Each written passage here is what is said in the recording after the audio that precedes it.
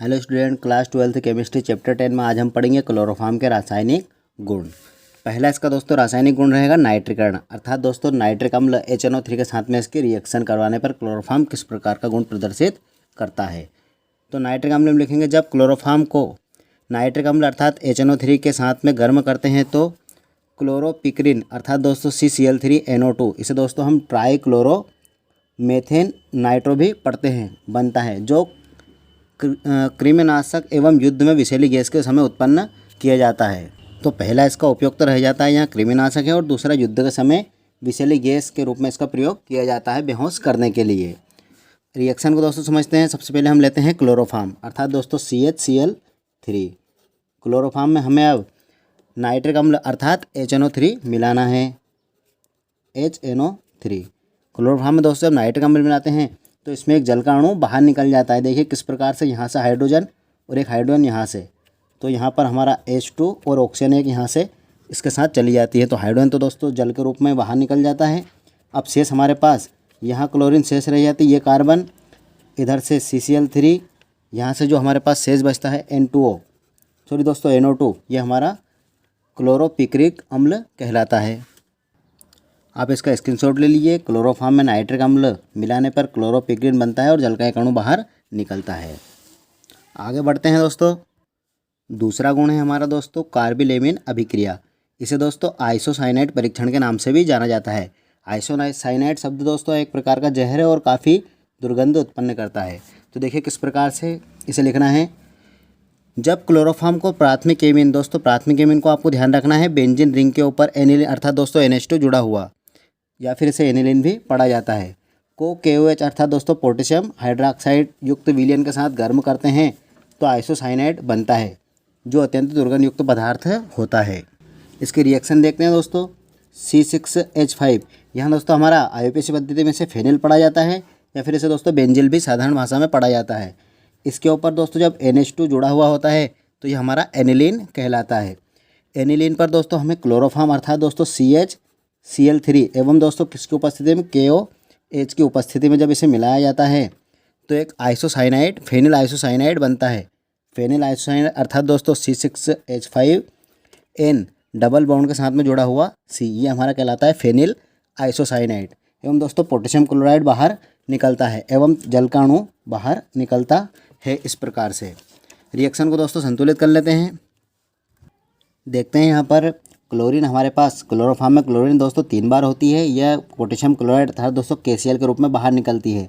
Chlorine दोस्तों 3 होने के कारण यहाँ पर हम पोटेशियम को भी 3 कर देंगे, अर्थात यहाँ हमारे 3 KCl के अणु बन जाएंगे।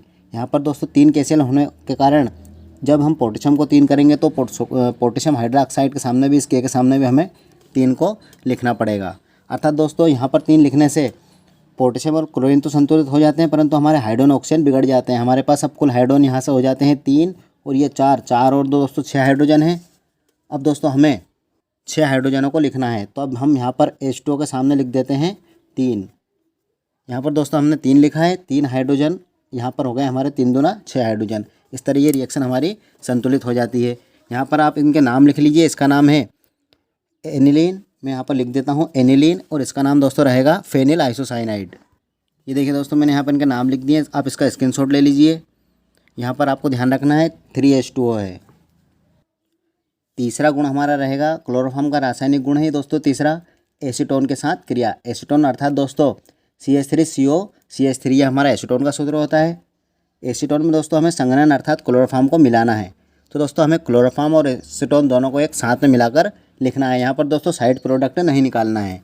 तो देखिए किस प्रकार से जब क्लोरोफॉर्म को एसीटोन अर्थात CH3CH3 के साथ KOH की उपस्थिति में मिलाने पर क्लोरीटोन बनता है। यहाँ दोस्तों एक निंद्राकारी के रूप में इसका प्रयोग किया जाता है। देखते हैं दोस्तों इसकी रिएक्शन। सबसे पहले एसीटोन अर्थात दोस्तों CH3CO CH3, तो हम इसको दोस्तों इस प्रकार से भी लिख सकते हैं CH3CH3। यहाँ पर दोस्तों कार्बन की संयोजकता इन दोनों कार्बनों के साथ जुड़ी हुई है और डबल बॉन्ड से जुड़ा है ऑक्सीजन। तो देखिए दोस्तों CH3CO CH3, इस प्रकार से हमने एसीटोन को लिखा है।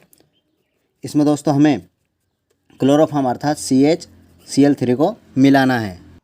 KOH दोस्तों हमारा यहाँ पर उत्प्रेरक रहेगा, जिसकी उपस्थिति में रिएक्शन संपन्न होती है। अब दोस्तों ध्यान दीजिए, पुनः मैंने CH3 यहाँ से इसी रूप में फिर से लिख दिया है CH3।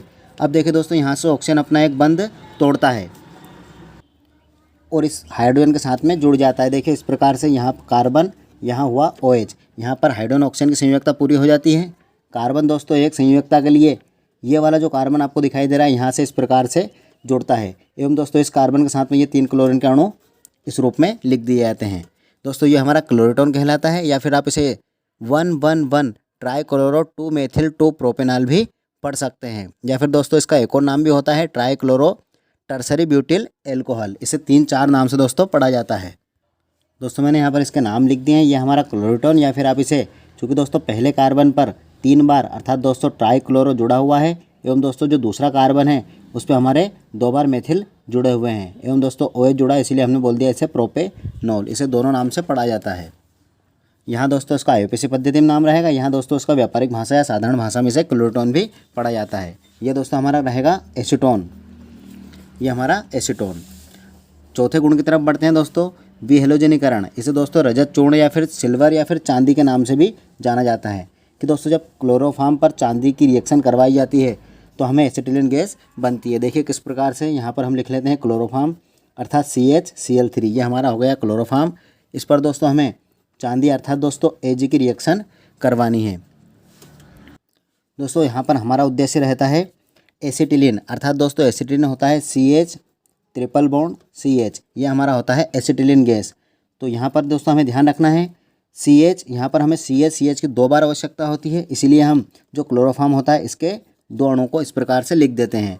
तो यहाँ पर हमें 2 कार्बन मिल जाते हैं और 2 हाइड्रोजन भी इस प्रकार से मिल जाते हैं। शेष हमारे पास अब क्लोरीन हो जाती है, 3 दूना 6 क्लोरीन हो जाती है दोस्तों, जो चांदी के साथ में सिल्वर क्लोराइड के रूप में निकल जाती है। चांदी की दोस्तों सामान्यतः संयोजकता 1 होती है, चूँकि क्लोरीन की दोस्तों यहाँ धनायन 1 होती है और ये ऋणायन 1 होती है, इस कारण यहाँ पर हमने 6 सिल्वर के अणु लिए हैं। तो हमारा बन जाएगा 6AgCl। ये 6 दोस्तों संतुलित करने के लिए यहाँ पर लिखा गया है। आप दोस्तों इसका स्क्रीनशॉट ले लीजिए। सिल्वर या फिर दोस्तों इसे चांदी कहा जाता है और ये हमारा बनता है एसिटिलीन। आगे है दोस्तों 5वां गुण हमारा रहेगा, काफ़ी इंपॉर्टेंट है दोस्तों एग्जाम की दृष्टि से, ये काफ़ी इंपॉर्टेंट रहता है, रीमर टीमेन अभिक्रिया। तो देखिए दोस्तों जब क्लोरोफॉर्म और फिनॉल को प्रबल क्षार NaOH के साथ गर्म किया जाता है तो ऑर्थो और पैरा हाइड्रॉक्सी बेंजल्डिहाइड बनता है। इसी को दोस्तों साधारण भाषा में हम बेंजोइक अम्ल भी कहते हैं, या फिर हम इसे ऑर्थो और पैरा हाइड्रॉक्सी बेंजल्डिहाइड पढ़ देते हैं। देखिए दोस्तों इसके रिएक्शन में सबसे पहले हम लिखते हैं क्लोरोफॉर्म को और हमें दोस्तों लिखना है फिनॉल को। तो मैं यहाँ लिख देता हूँ फिनॉल C6H5OH, ये मैंने फिनॉल लिख दिया दोस्तों। आगे मैं क्लोरोफॉर्म लिख देता हूँ CHCl3। अब दोस्तों इन यौगिकों का आगे या पीछे इधर इनके स्थान को बदल सकते हैं। आगे दोस्तों हमें यहाँ सारी रिएक्शन करवानी है NaOH की उपस्थिति में अर्थात NaOH, इसके साथ ये रिएक्शन संपन्न होगी। देखिए दोस्तों काफ़ी आसान रिएक्शन है। यहाँ से हमारा हाइड्रोजन ऑक्सीजन एवं दोस्तों यहाँ से हाइड्रोजन ऑक्सीजन अर्थात दोस्तों जब भी दोस्तों हाइड्रोजन ऑक्सीजन मिलते हैं तो हमारा बन जाता है H2O, ये हमारा बन जाता है दोस्तों H2O। एवं यहाँ पर हमें Na दिखाई दे रहा है और यहाँ पर हमारा है Cl अर्थात दोस्तों हमारे पास बन जाएगा NaCl।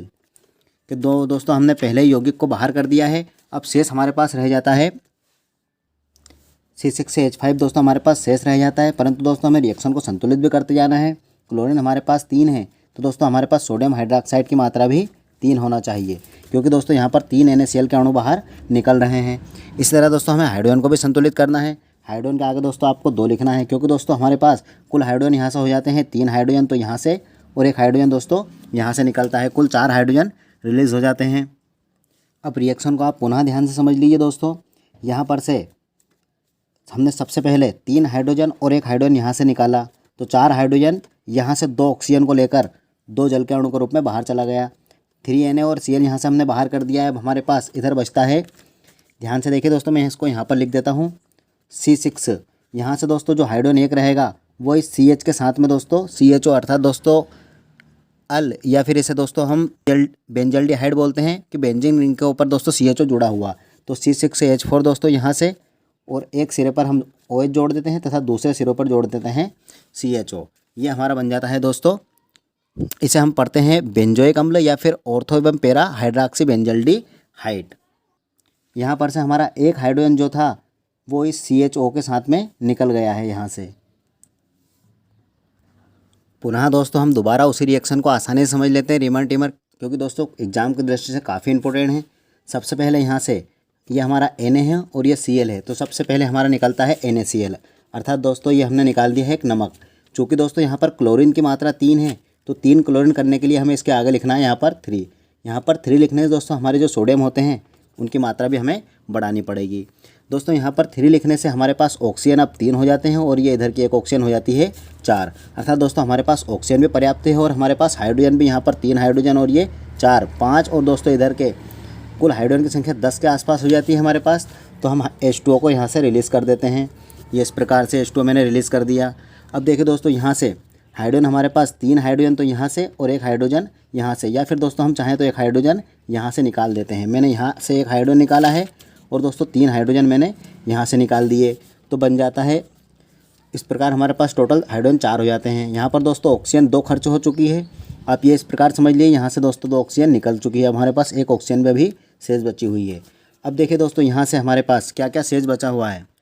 शेष बचे पदार्थों को दोस्तों मैं रेड पेन से डिनोट कर देता हूँ। यहाँ से हमारे पास 4 हाइड्रोजन बचे हैं, अर्थात दोस्तों हमारे पास बचा है C6H4। यहाँ से हमारे C6H4 हो गए हैं। आगे दोस्तों यहाँ से हमारे पास 1 ऑक्सीजन तो यहाँ से शेष रह जाती है, 1 ऑक्सीजन यहाँ से शेष रह जाती है। यहाँ पर हमारा OH बचा हुआ है, तो मैंने यहाँ पर लिख दिया है OH। आगे दोस्तों हमारे पास C भी है, H भी बचा हुआ है, और दोस्तों 1 ऑक्सीजन यहाँ की जो शेष रह जाती है वो मैंने इस रूप में बाहर निकाल दी है। ये दोस्तों इस प्रकार से C6H4OH और इधर जुड़ा रहेगा CHO। ये हमारा बन जाएगा बेंजोइक अम्ल या फिर ऑर्थोपेरा हाइड्रॉक्सी बेंजल्डिहाइड। आप दोस्तों रिएक्शन की अच्छे से प्रैक्टिस कीजिए। किसी प्रकार की दोस्तों यदि प्रॉब्लम हो तो आप कमेंट में अपने क्वेश्चन को बता सकते हैं। आप दोस्तों रिएक्शन का स्क्रीनशॉट ले लीजिए, इसे आपको दोस्तों यहीं पर लिखना है, या फिर दोस्तों आप इसे सिंपल रूप में C6H4OH CHO भी लिख सकते हैं। वीडियो दोस्तों पसंद आए तो शेयर लाइक सब्सक्राइब कर लिए ताकि इसी तरह की वीडियो की नोटिफिकेशन आपको मिलते रहे। धन्यवाद। यदि दोस्तों आपको किसी भी प्रकार के रिएक्शन में किसी भी प्रकार की समस्या आती है तो आप उसे कमेंट्स में मुझे बता दीजिए, मैं उसका जल्द से जल्द आपको सॉल्यूशन प्रोवाइड करवा दूंगा। धन्यवाद दोस्तों।